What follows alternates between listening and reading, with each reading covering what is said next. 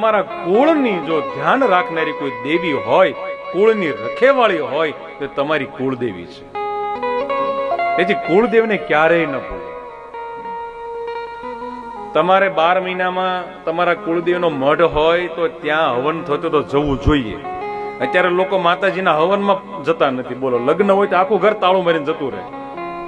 માતાજીનો હવન હોય તમે અમારા 500 રૂપિયા લખાવી નાખજો, લ્યો બસ. નહીં, આસો મહિનાની 8મને દિવસે અનંત કોટી બ્રહ્માંડની માલિકીની જગદંબા દરેક ગામની અંદર અવતરે છે. આ માતાજી વરદાન આપ્યું છે, મા ભવાનીએ કહ્યું છે. આસો મહિનાની 8મે તમે જે દેવીને માનતા હો એ દેવીની પૂજા કરવાની, એનો યજ્ઞ કરવાનો. કારણ કે બ્રહ્માંડીય ઉર્જા લઈને દેવી નીચે આવે છે. તે દિવસે આખો દિવસ તમે ઓફિસમાં રહેશો, પછી કાંઈક તકલીફ થશે એટલે માતાજી તરત કહીશું તો તારું કેટલું તારે. થોડુંક ભગવાન માટે કરો, થોડુંક જગદંબા માટે કરો. આટલું સુંદર શરીર આપ્યું, તમે કુળદેવીને નહીં યાદ કરો? તમે ખોડિયારને માનો, બ્રહ્માંડને માનો, કાળક્યા માતાજીને માનો, મહાકાળીને માનો, કેટલી દેવીઓ છે. અંતે સ્વરૂપ તો પાર્વતીનું જ છે બધું જ, પણ ગુણ રૂપે જુદું જુદા પ્રગટ્યા છે.